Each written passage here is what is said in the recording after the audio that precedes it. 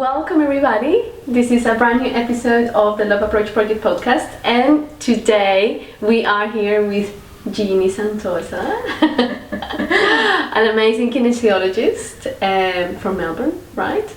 Yeah, but now in Mossman. In Sydney. And today we're going to talk about kinesiology for helping us relieve stress and helping us manage all those emotions that perhaps we don't know what to do with when we are also all stressed out. Yeah. And so, but first of all, Jeanne, well, first, welcome to the episode. Thank you very much.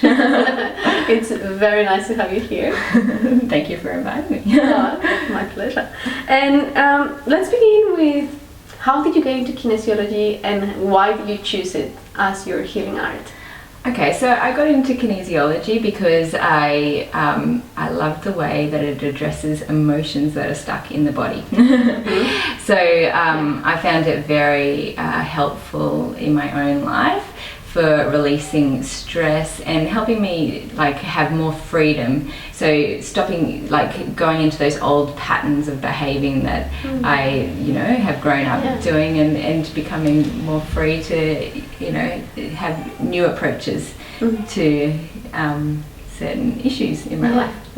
Okay, and so once you started working with kinesiology for you found that things changed for you, and how did they change?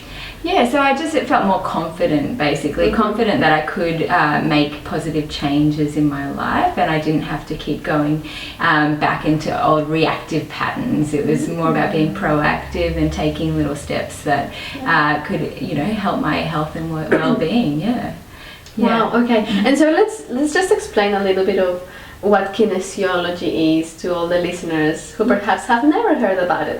Okay, yeah, so kinesiology uses muscle testing. So muscle testing is basically just testing the muscle to see whether it's showing me a lock, which is kind of like a strong locking muscle, or an unlock, which feels a bit spongy. And so all that is really a message for me. Okay. So I will be asking the body all sorts of questions, and what the muscle testing does is it bypasses the conscious mind and it really taps into the subconscious. And so we call that sort of a biocomputer, so that has all the information about our health, so our physical health, our nutritional health, all our memories. So the body's really smart, so once we bypass that conscious mind, we can get to the unconscious and really tap into what our bodies are trying to tell us. So basically, through the body, you as a kinesiologist can know or find out what's going on in the subconscious mind. Yeah, so that's it. What's really special about kinesiology.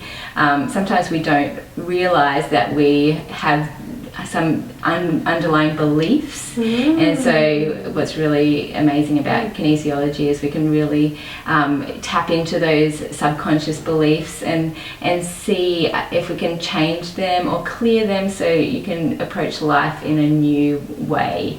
Which is so empowering. Yes. Right? Yes. Yeah. And I also guess, well, no, I don't guess. I know that once you come to a kinesiology session and you're able to clear some of those subconscious patterns or beliefs, then you do feel different, right? Yeah. So you can feel different in different ways. So a lot of people, probably about 80% of people, will leave feeling lighter.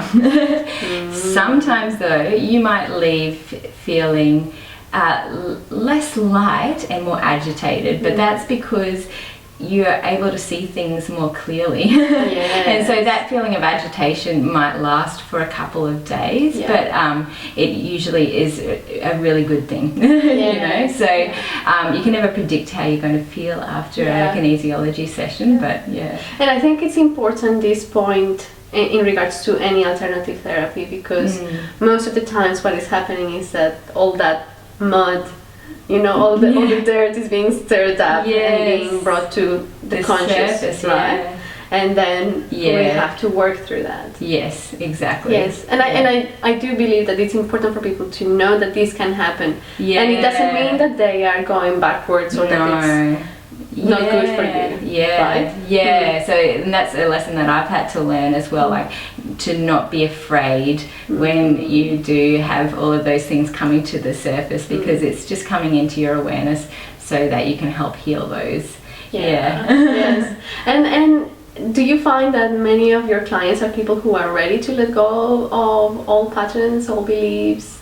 What's interesting is I think the body is really smart, so the body will heal what it can heal in that moment. So depending on, where, and it depends on which belief, because we have so many underlying beliefs. So, one client might be really ready to let go of one particular belief, or about money perhaps, but, might not be quite ready to let go of a belief about relationships. And the body is really smart. It will do things in an order that is perfect for you. Yeah. So whatever it is that you're ready to let go of, then you will let go of. Yeah. It's like the perfect timing. Yes. Yeah. Right. And everyone heals in different ways and at different speeds, and there's no rush. Yes. Yeah. And so bringing it back to talking a little bit about stress. So right now, nowadays, everybody is suffering from some kind of stress. Yes. Whether it's caused by work issues, by environmental pollution, or by being sick. All of this.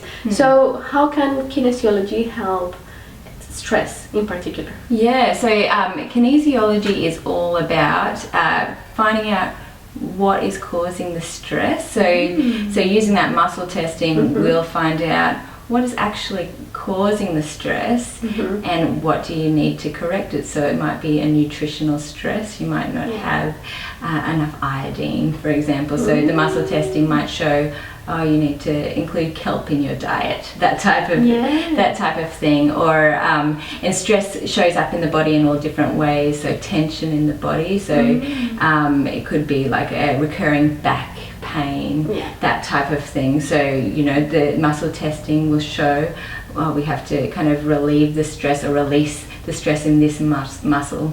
And so in all sorts of ways. But what's interesting is the more you do kinesiology, the more you become aware of the patterns that might be creating stress in your life, and so you can kind of use that information to really empower yourself to reduce unnecessary stress. Wow, yes. Like from your practice, what are the most common types of stress that you've seen?